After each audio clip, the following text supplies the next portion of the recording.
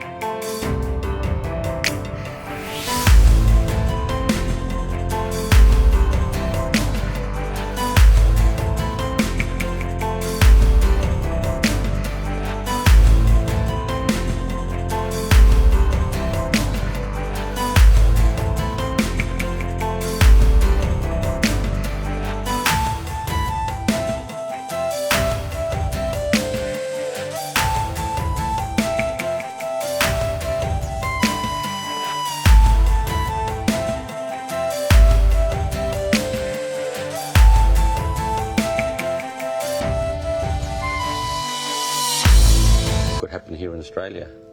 It's devastating. Yeah.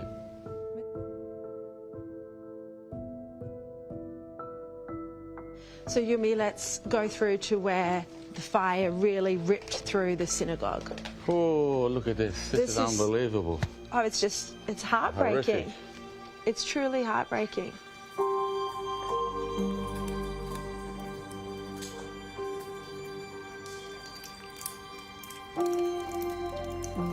You were over here in the quiet early hours of the morning, absolute silence.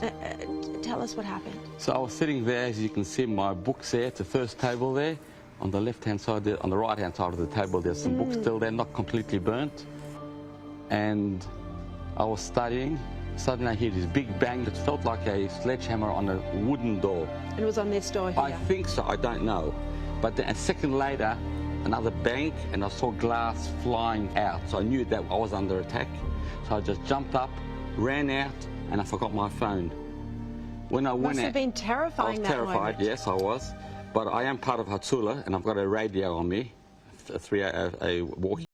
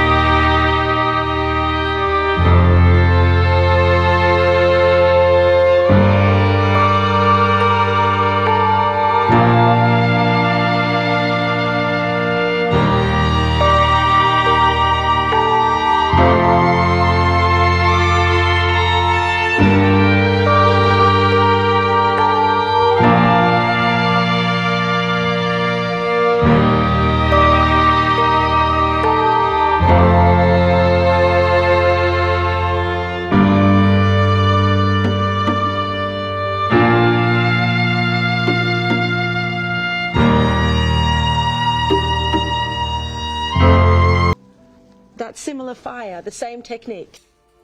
Now All to ruin. Michael, you're the president of this synagogue. What's it like to see it like this? Oh, it's very emotional and upsetting. It's very difficult for us to see this, especially my parents. My grandparents have come after the war with shirts on their back, with nothing at all. Now we have to continue their legacy.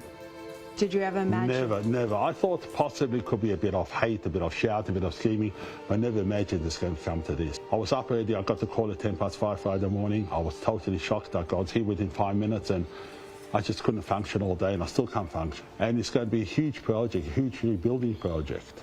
All everything you see what happens in the Middle East, we thought we're an island, we're far away from the world, and we will be immune from all the issues and the problems what happen in the world. We did not expect this what happened here at all. How do you explain this sort of terror attack to your children and grandchildren and all the children of the community? The children, and not only the children, a lot of members, a lot of adults are traumatized. They can't come to terms with it. And when we rebuild, which will come to tens of millions of dollars to rebuild this again, we're going to have to put in high security and high everything. If not, they will not come. They're traumatized. They're scared. What happened to Yumi shouldn't happen to them again.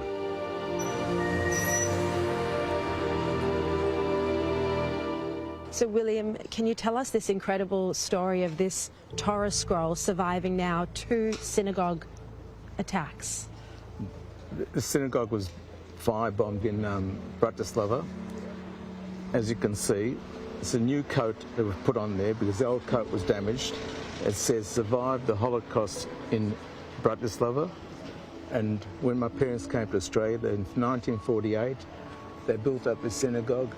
They donated to the synagogue, and for the second time it has to be rescued from a firebombing by the same hatred that was there during the Nazi period, and seems to have continued over here now in Australia. How do you feel about that sort of anti-Semitism of the Holocaust that your parents survived? I feel it's unbelievable, and they would be turning their graves to think it's happening in the country. They came to a country, they thought the best country, the happiest day of my father's life was the day he got his naturalisation to be an Australian citizen. It was the happiest day of his life. He couldn't believe it. He was so proud to be an Australian. And to see this happening over here just breaks your heart. Your parents aren't alive today. What do you think they'd be thinking about? They'd be turning their graves thinking that just couldn't happen. The country they loved with all their heart, came to Australia in 1948, didn't want to change a thing. They thought this was the golden Medina, meaning the golden country, that this is the country to live in, free and happy. But unfortunately it turned out to be how it is. The Prime Minister on Friday said anti-Semitism has always been around. Sure, it has, but not in Australia, it hasn't. I've never felt it in Australia. Not like this. Eliana, your great-grandparents actually founded this synagogue. Yeah, they did. It's really upsetting to see that in our country, Australia, where it's known for its diversity and multiculturalism, that there is such hatred amongst us and on the streets, and it's resulted in the burning of a synagogue, where this is a place of worship and where my family is deeply connected to, and my grandparents helped establish this synagogue, where they escaped this anti-Semitism in Europe, where there was many burnings of synagogues there, and they came here for safety, and they came here to set up a new life where they could be proud Jews. But I think they would be truly in disbelief of what is happening currently here in our country.